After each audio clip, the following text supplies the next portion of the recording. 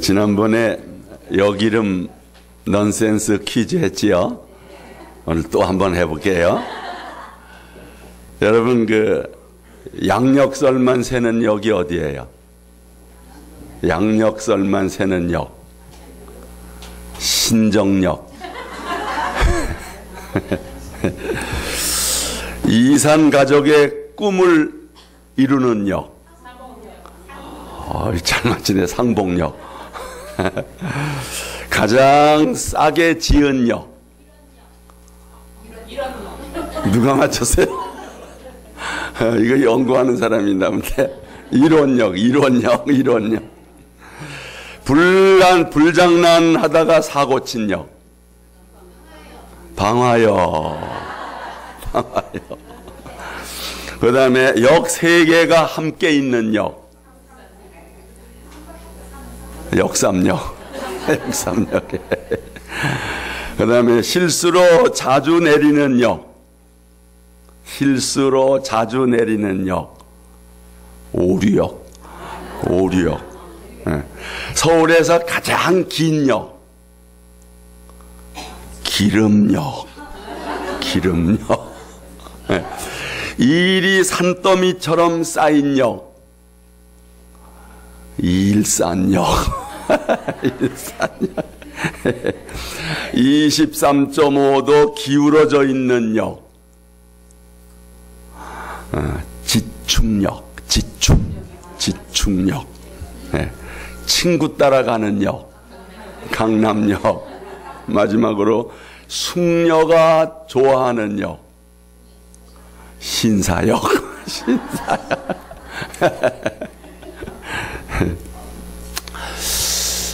어떤 사람이 길을 걸어가는데 한 전도자가 전도지를 주면서 당신은 영원히 돌아갈 곳을 준비하였나요? 물었습니다. 전도지를 받은 사람이 처음엔 대수롭지 않게 지나쳤지만 후로 그 사람의 머릿속에는 영혼이 돌아갈 곳, 이 말이 계속 맴돌았습니다. 고민 끝에 그는 영혼이 돌아갈 곳을 찾아 나섰습니다. 드디어 교회를 찾아서 길이요 진리요 생명이신 예수님을 만났다고 합니다. 누가복음 12장에 나오는 어리석은 부자는 영혼이 돌아갈 곳을 준비하지 못하고 살았습니다. 영혼이 있는 것조차도 몰랐습니다. 그저 먹고 마실 거 쌓아놓고 살면 다 되는 줄 알았습니다. 그 부자가 어느 날 밤에 갑자기 죽었습니다. 하나님께서 그의 영혼을 부르신 것입니다. 우리 말씀 보겠습니다. 어리석은 자여, 오늘 밤에 내 영혼을 도로 찾으리니 그러면 내 준비한 것이 누구의 것이 되겠느냐. 오늘 밤에 내 영혼을 도로 찾으리니. 하나님 말씀입니다. 인간의 영혼과 생명의 주권자는 하나님이심을 믿습니다.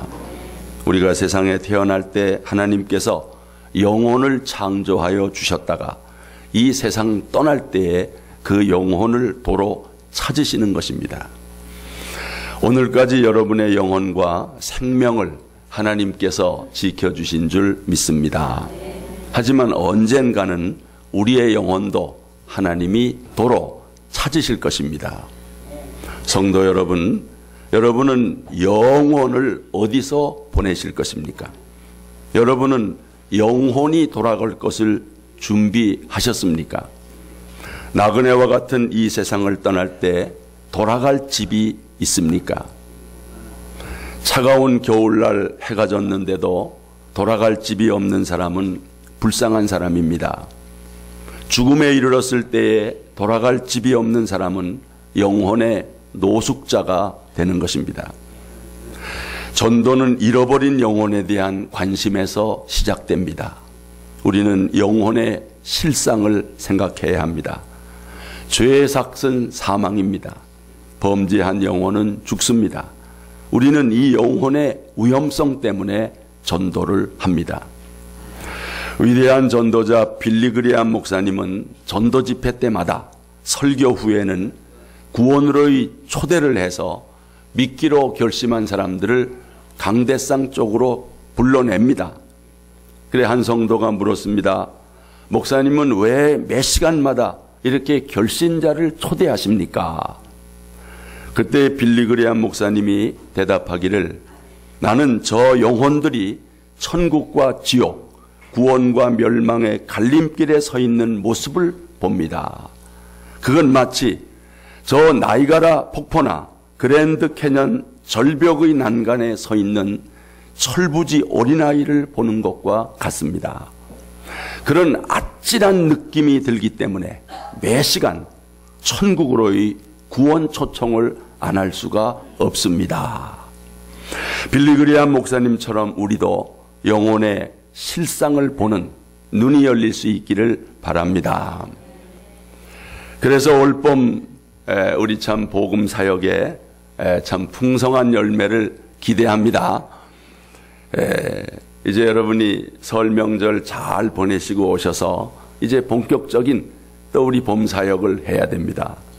VIP를 작정하고 또 아가페 만찬을 개최하고 또 새생명 축제를 준비하고 이것이 다 영혼을 찾기 위한 것입니다. 특히 가족과 일가 친척들의 잃어버린 영혼에 대해서 관심을 가져야 합니다. 오늘은 이 주간 설을 앞에 두고 가족 전도에 대한 말씀을 드리려고 합니다. 우리가 분명히 알아야 할 것은 가족과 친척의 잃어버린 영혼을 구원하는 것이 우선이라고 하는 사실. 여러분 요즘에 아주 인기 1위에 상영하고 있는 국제시장이라는 영화들 보셨지요? 저도 봤는데 그 피난민 배를 타다가 그만 그 어린 딸이 타지 못하고 밑으로 떨어졌어요. 이 옷소매가 찢어지는 바람에 떨어졌을 때 그냥 갈 수가 없었지요. 그러니까 아버지가 다시 내려와서 그 딸을 같이 데리고 가려다가 결국은 이산 가족이 된 거지요. 사랑하는 가족이 아니라면, 사랑하는 딸이 아니라면 뭐 그렇게 하지 않았겠지요. 마찬가지로 가족 구원은 지체할 수 없는 가장 시급한 일입니다. 위험에 처한 가족의 영혼부터 구원하는 것이 당연한 것입니다. 이것이 하나님 아버지의 마음이요 성경의 정신입니다. 예수님께서 제자들을 파송하실 때 누구부터 전도하라고 명하셨을까? 우리 하나님 말씀 봅니다. 예수께서 12를 내보내시며 명하여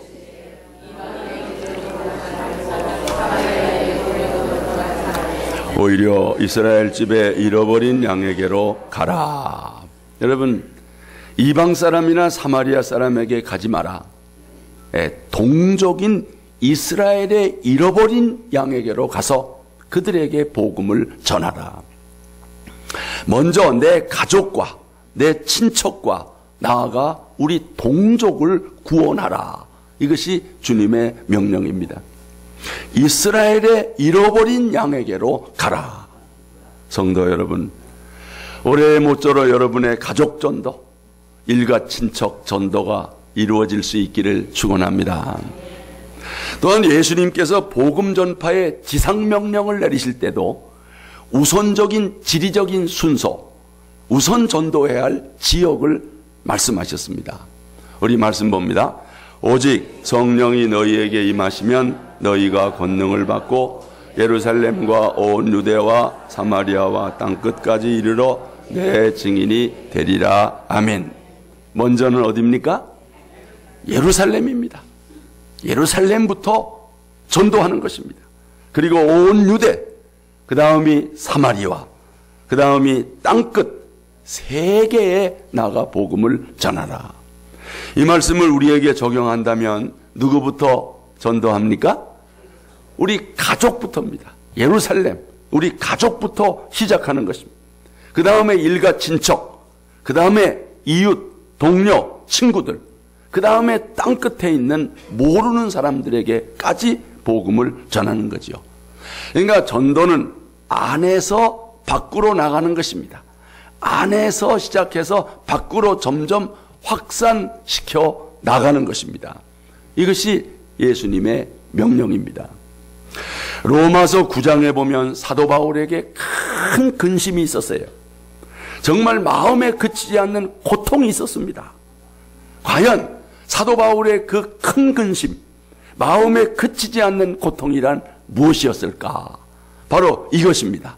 다 같이 나의 형제 곧 고륙의 친척을 위하여 내 자신이 저주를 받아 그리스도에게서 끊어질지라도 원하는 바로라. 뭡니까? 형제와 고륙 친척의 잃어버린 영혼을 구원하는 것입니다. 이것이 바울에게 큰 근심이 되었고 마음에 그치지 않는 고통이 되었던 것입니다. 그래서 사도 바울은 고륙 친척의 구원을 위해서라면 자신이 저주를 받아서 그리스도에게서 끊어질지라도 원하는 것이다. 형제의 구원을 위한 살신성인의 희생정신을 보는 것입니다. 앞서 사도 바울은 세상의 그 어떤 것도 자신을 그리스도에게서, 그리스도의 사랑에서 끊을 수 없다고 선언했습니다. 우리 말씀 보겠습니다.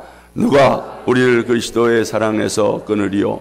환난이나 곤고나 박해나 기근이나 적신이나 위험이나 칼이랴. 높음이나 깊음이나 다른 어떤 피조물이라도 우리를 우리 주 그리스도 예수 안에 있는 하나님의 사랑에서 끊을 수 없으리라. 아멘. 어떤 핍박도 박해도 어떤 칼도 사도 바울을 그리스도에게서 끊어지게 할 수는 없다는 거지요. 그런데 오직 형제와 고륙 친척의 영혼을 구원하는 일을 위해서라면 그리스도에게서 끊어져도 좋다. 그리스도에게서 자기가 끊어져 저주를 받아도 좋다. 고륙 친척의 구원을 얼마나 사모하는 말인가. 여러분, 예수님도 우리의 구원을 위해서 하나님에게서 끊어졌습니다. 하나님에게서 버림을 받았습니다. 그래서 예수님이 엘리 엘리 라마 사박다니, 나의 하나님 나의 하나님 어찌하여 나를 버리십니까? 예수님이 버림을 당하고 우리에게 된 것입니다. 똑같이 사도 바울도 이런 주님의 살신성인의 희생정신을 가지고 사도 바울 한 목숨 버려 자기의 혈육과 친척을 구원할 수 있다면 나는 그래도 좋다. 바로 이런 거죠. 성도 여러분, 정말 여러분의 가족 전도를 위해서 여러분은 어떤 각오를 하고 계십니까? 하나님은 먼저 믿은 여러분을 믿음의 씨앗으로 삼아 여러분의 가족과 일가 친척을 구원하시기를 원하십니다. 사도행전 16장에 보면 빌립보 감옥에서 바울과 실라가 매를 많이 맞았습니다. 그래도 한밤중 일어나 기도하고 찬송할 때 하나님이 역사에서 지진이 났습니다. 옥토가 움직였습니다. 옥문이 열렸습니다. 간수가 옥문이 열린 걸 보고 죄수들이 다 도망간 줄 알고 자결을 하려고 했습니다. 이걸 사도 바울이 보자 소리쳤습니다. 한 사람도 도망가지 않았다. 이걸 보고 간수가 큰 감동을 받았어요. 이야, 정말 어찌 이런 일이 있을 수 있을까? 그러면서 사도 바울 앞에 엎드려 구원의 길을 묻습니다. 뭐라고요? 다 같이 선생들이여 내가 여러분 간수의 마음이 열렸습니다. 마음이 열렸어요. 하나님이 역사한 것입니다. 바로 감옥 안에 있는 간수를 전도하기 위해 바울이 이 감옥에 들어간 것입니다. 이때 바울이 간수의 물음에 답을 합니다. 뭐라고요? 시대를 초월한 만고불변의 진리, 영원한 기독교 진리의 핵심, 복음의 진수, 그것을 말한 거지요. 뭡니까? 다 같이 주 예수를 믿으라. 그리하면 너와 내 집이 구원을 받으리라. 여러분, 예수를 믿어라. 간수는 이 복음을 듣고 예수를 믿고 구원을 받았습니다. 그러나 간수만 구원받은 것이 아니라 그의 온 집이, 그의 모든 권속들이, 그의 모든 가족들이 예수 믿고 세례받고 구원받게 됐습니다. 간수의 믿음이 온 집안을 구원한 것입니다. 여러분, 하나님 말씀 보십시오. 다 같이 주의 말씀을 그 사람과 그 집에 있는 모든 사람에게 전하더라. 그 밤 그 시각에 간수가 그들을 데려다가 그 맞은 자리를 씻어주고 자기와 그 온 가족이에요. 온 가족이 다 세례를 받은 후 그들을 데리고 자기 집에 올라가서 음식을 차려주고 그와 온 집안입니다. 온 집안이 하나님을 믿음으로 크게 기뻐하니라. 할렐루야. 하나님은 먼저 믿은 여러분을 통해서 여러분을 믿음의 씨앗으로 삼아서 여러분의 가족과 일가 친척을 구원하시기를 원하십니다. 이루어지는 거예요. 너와 내 집이 구원을 받으리라. 이게 하나님 말씀대로 돼야 되는 거예요. 창세기 7장에 보면 하나님께서 땅 위에 사람 지으셨음을 한탄하시고 사람들을 지면에서 쓸어버리기로 작정하시고 홍수로 심판하십니다. 이처럼 온 인류가 멸망당하는 상황에서도 전 가족이 한 사람도 예외 없이 몽땅 구원받은 가정이 있었습니다. 어느 가정이에요? 노아의 가정입니다. 노아의 8 식구가 다 구원을 받았어요. 우리 말씀 봅니다. 노아는 아들들과 아내와 며느리들과 함께 홍수를 피하여 방주에 들어갔고, 아멘. 노아의 부부, 아들 셋과 그리고 그 세 자부들 8 식구가 다 구원을 받았던 것입니다. 성도 여러분, 이 타락한 시대에, 이 불신앙의 시대에서라도 여러분의 가족은 다 구원받게 되시기를 축원합니다. 여러분의 일가 친척들 한 분 한 분들이 다 구원받게 되기를 바랍니다. 정말 우리가 가족 전도에 관심을 가져야 됩니다. 우리 부모님 전도, 우리 형제들 전도, 우리 자녀들 전도에 관심을 가져야 합니다. 여러분, 이것이 제일 먼저입니다. 만약에 우리 가족들에게 무관심한 사람이 있다면 성경은 뭐라고 말합니까? 그런 사람은 악한 사람이다. 제 말이 아닙니다. 우리 말씀 봅니다. 다 같이. 누구든지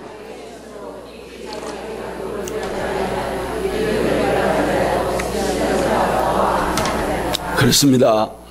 가족들의 건강에 대해서, 가족들의 모든 생활에 대해서, 특히 가족들의 영혼에 대하여 관심을 갖지 않는 사람은 악한 사람이다.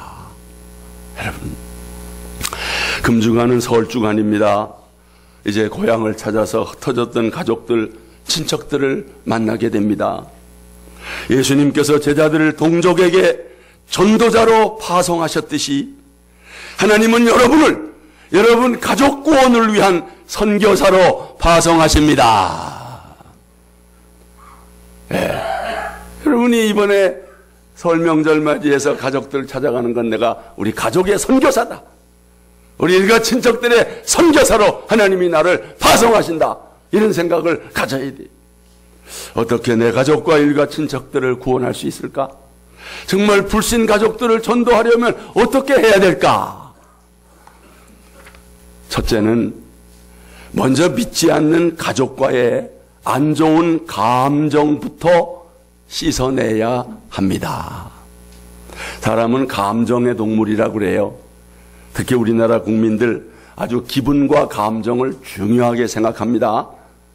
에라 기분이다 그러면 그냥 안 되는 것도 돼요.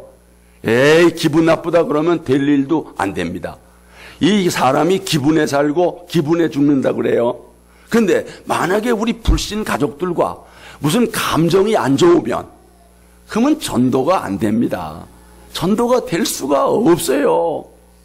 여러분, 불신 가족들을 전도하기 위해서는 무엇보다 관계 회복이 급선무입니다. 그럼에도 때로 우리 믿음의 가정들과 불신 가정들이 감정의 벽을 가지고 있는 경우가 있는 거예요. 여러분, 그러면 안 됩니다.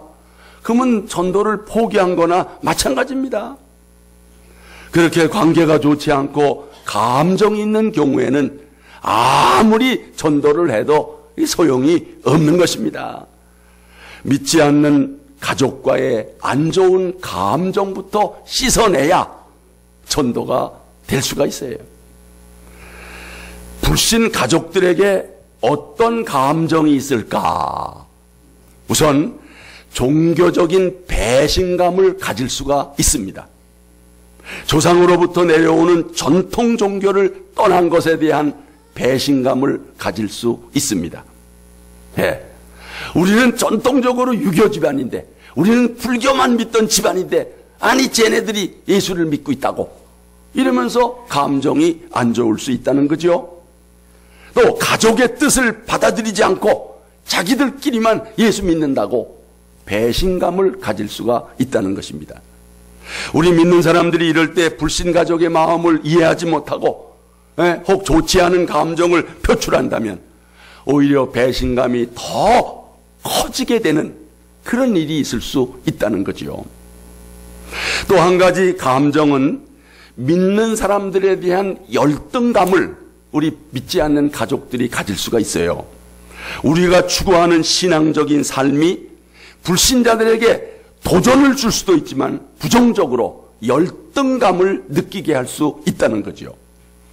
그래서 여러분이 믿지 않는 가족들과 이렇게 교제할 때 대화 중에 성경 말씀을 인용한다든가 아니면 신앙적인 용어를 쓴다든가 이럴 때 또 열등감을 느낄 수도 있다는 거죠.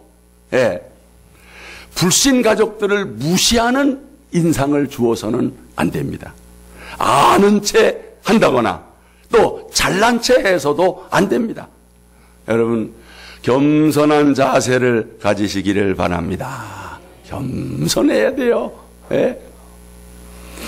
따라서 불신 가족과의 관계에 있어서 좋지 않은 감정이나 상처에 대해서 사과할 것은 사과해야 됩니다. 용서할 것은 용서해야 됩니다. 우리 믿는 사람들이 먼저 진심으로 용서하고 사랑하는 마음을 갖게 될 때 마음의 문이 열리게 될 것입니다. 복음을 전하기 전에 먼저 믿지 않는 가족들의 안 좋은 감정부터 씻어내고 사랑을 느끼도록 해주는 것이 전도의 출발점입니다. 여러분 요한복음 4장에 보면 예수님께서 그 음물가에서 사마리아 여인을 전도하는 그런 말씀이 나와요. 그런데 여러분 유대인과 사마리아인과는 사이가 좋아요, 나빠요? 감정이 있어요, 없어요? 있습니다. 그럼에도 예수님은 어떻게 접촉점을 만드셨나? 먼저 맨 처음에 뭐라고 말씀하셨어요? 뭘 달라고요? 물을 좀 달라 그랬어요. 그랬더니 여인이 왜 유대인이 나 같은 사마리아 여자에게 물을 달라나니까 쏘아붙였어요. 그러나 어떻든 이렇게 도움을 청함으로 전도를 시작해서 성공을 한 것입니다. 이 사마리아 여인 한 사람만 전도한 게 아니라 그가 그 사마리아 동네 많은 사람들을 전도했습니다. 우리 말씀 보겠습니다. 여자의 말이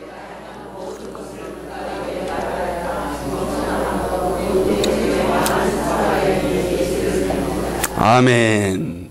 그러니까 우리가 가족을 전도하기 위해서 무엇보다도 이 가족들의 그 안 좋은 감정을 잘 씻어내야 되는데 오늘 예수님처럼 아주 쉬운 도움을 청함으로 물을 좀 달라. 쉬운 도움을 청해 봄으로 관계를 개선할 수 있는 그런 지혜도 얻을 수가 있는 것입니다. 그 다음에 가족을 전도하려면 먼저 믿은 우리가 행복하게 사는 모습을 보여주어야 합니다. 불신 가족들은 우리의 말을 듣지 않고 우리의 삶을 주목합니다. 교회 다니는 가정에서 불화가 잦고 그리고 뭔가 가족들이 불목하면 당연히 교회에 대한 반감을 가지게 될 것입니다. 혹 이단에 빠지거나 불행해진 가정이 있다면 그 집안은 전도길이 막혀버릴 것입니다. 가까운 가족들에게 복음을 귀로만 듣게 하는 게 아니라 눈으로 보여주어야 하는 것입니다. 먼저 믿은 여러분의 가족들이 행복하게 사는 모습을 보여줄 때 전도가 됩니다. 여러분 이런 말 있죠. 예수 그리스도 행복의 시작입니다. 내가 예수 그리스도 하면 여러분 행복의 시작입니다. 그러세요. 예수 그리스도. 다시 한번 예수 그리스도. 여러분 그렇습니다. 예수 믿으면 행복해집니다. 예수 믿으면 행복해져야 합니다. 네? 예수 믿고 정말 행복해진 여러분의 모습을 보면서, 예수 믿고 행복한 여러분의 부부의 모습을 보면서, 여러분의 가정의 모습을 보면서 믿지 않는 가족들이 주목하는 것입니다. 저 집이 예수 안 믿을 때는 저렇게 싸웠는데 예수 믿고 달라졌다고, 변화받았다고, 아유 부럽다고. 여러분 그럴 때 전도가 되는 것입니다. 여러분 예수 믿고 행복한 사람이 된 것을 보여주는 것, 최선의 전도입니다. 네, 이게 전도입니다. 여러분 정말 불신 가족을 전도하기를 원하십니까? 믿지 않는 부모님을 전도하기를 원하십니까? 부모님께 자녀로서 행복한 삶의 모습을 보여줄 수 있기를 바랍니다.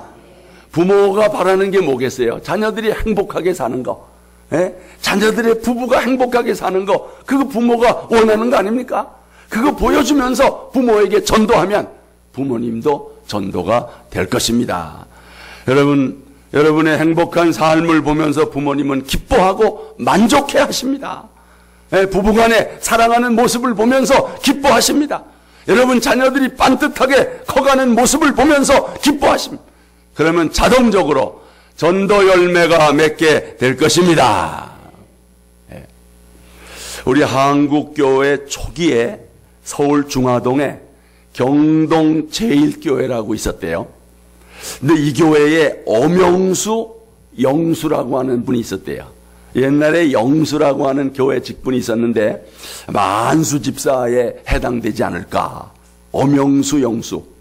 이분이 손수 교회를 짓고 교회를 내 집처럼 섬기면서 아주 일생 동안 그렇게 수고하고 헌신을 했대요. 근데 이분의 직업이 뭐냐? 왕손을 모시는 마부였대. 마부. 옛날엔 차가 없으니까 말 타고 다닐 때 왕손을 모시는 마부였답니다. 하루는 왕손을 모시고 지방으로 여행을 가는데 하나님의 감동으로 자꾸 이 왕손에게 전도하고 싶은 마음이 생기더라는 거예요. 뭐 오죽 기도를 많이 했겠습니까? 그야말로 VIP로 정하고 전도 대상자로 정하고 늘 기도했겠지요. 그런데 오늘따라 왠지 복음을 전하라고 하는 성령의 감동이 있었던 것입니다. 감히 이 마부 주제에 그 왕손에게 전도를 했습니다. 나으리 예수 믿으세요. 예수 믿으시죠. 그랬답니다. 그랬더니 이 왕손이 깜짝 놀라면서 아니 자네 예수 믿는가? 그러더래요. 예, 그렇사옵나이다. 한 3년 됐습니다. 저는 예수 믿고 마음이 너무 기쁩니다. 우리 가정은 예수 믿고 너무 행복합니다. 이렇게 전도를 한 것입니다. 그 말을 들은 왕손이 마부에게 빈정거리면서 하는 말이 아니 예수 믿으면 너 같은 쌍놈이 양반이라도 된단 말인가? 아니 예수 믿으면 무슨 뭐 복을 받고 행복해진다는데 그럼 너 같은 쌍놈이 무슨 뭐 양반이라도 되는가? 그때 이 영수가 하는 말, 나으리 예수 믿는 도리는 그런 것이 아닙니다. 예수 믿는다고 꼭 양반이, 쌍놈이 양반이 되는 게 아닙니다. 제가 양반 되기 위해서 예수 믿는 것이 아니라 행복하게 마부 노릇을 잘하기 위해서 예수 믿습니다. 이렇게. 여러분, 행복하게 마부 노릇을 잘하기 위해서 예수 믿는 겁니다. 그 말을 듣고 아주 기특하게 여긴 이 왕손이 예수를 믿게 되었답니다.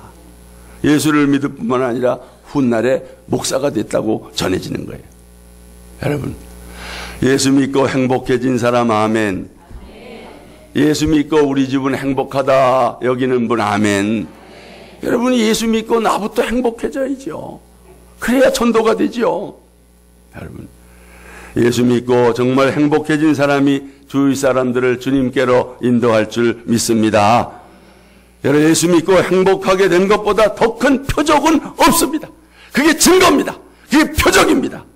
예수 믿고 행복한 여러분의 가정의 모습을 통해서 여러분의 가족들이 주님께로 돌아올 수 있기를 축원합니다. 특히 우리 아내들, 예수 믿고 변화받은 우리 아내들을 통해서 남편들이 구원받게 될 줄 믿습니다. 우리 하나님 말씀 보겠어요. 다 같이 아내된 자들아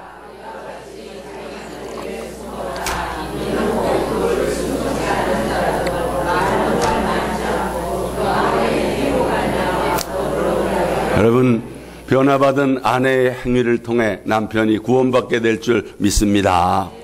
아내가 남편에게 순종하고 아내의 역할을 잘하게 될 때 남편이 전도가 돼요. 남편에 대한 아내의 헌신적인 그 사랑이 정말 남편에게 있어서 고마운 마음을 갖게 되면 남편은 저절로 예수 믿게 되는 것입니다. 예수 믿는 아내에 대해서 남편이 거부감을 갖고 있다면 결국 예수님에 대한 거부감을 갖게 될 것입니다. 예수 믿는 아내가 영 뭐가 싫으면 교회도 안 좋고 목사도 안 좋고 다 안 좋게 보일 것입니다. 그러나 예수 믿는 아내가 예쁘면 교회도 예쁘고 목사도 예쁘고 예수님도 좋아서 예수 믿게 될 것입니다. 여러분 주 안에서 행복하게 되시기를 축원합니다. 그래야 전도가 돼요. 마지막 가족 전도를 위해서 뜨거운 눈물의 기도가 필요합니다. 가족 전도를 위해서 우리가 최선을 다하지만 궁극적으로 열매 맺게 해주시는 분은 누굽니까? 하나님이십니다. 우리가 복음의 씨를 뿌리고 사랑의 물을 주지만은 싹을 틔우고 자라게 하시는 분은 하나님이심을 믿습니다. 그러니까 기도가 필요한 겁니다. 사랑하는 가족 구원을 위해서 최선을 다하고 그리고 간절히 기도해야 합니다. 눈물로 기도해야 합니다.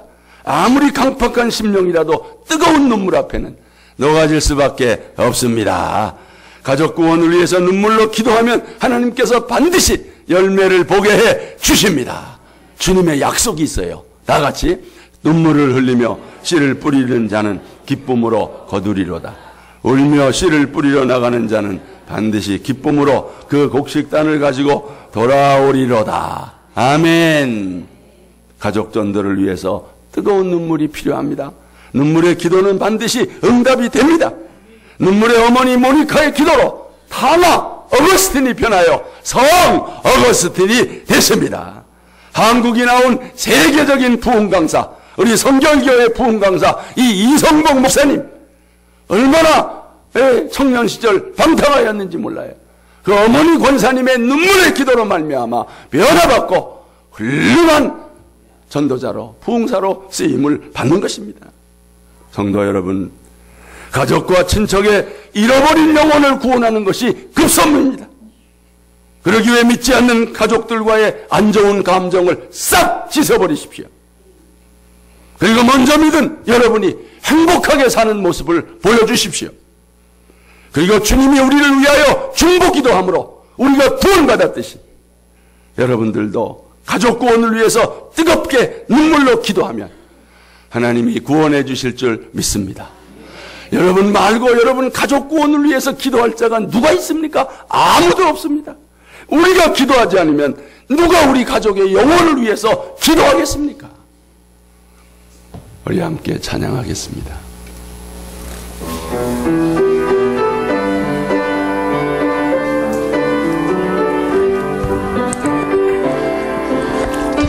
당신이 지쳐서 기도할 수 없고 눈물이 빗물처럼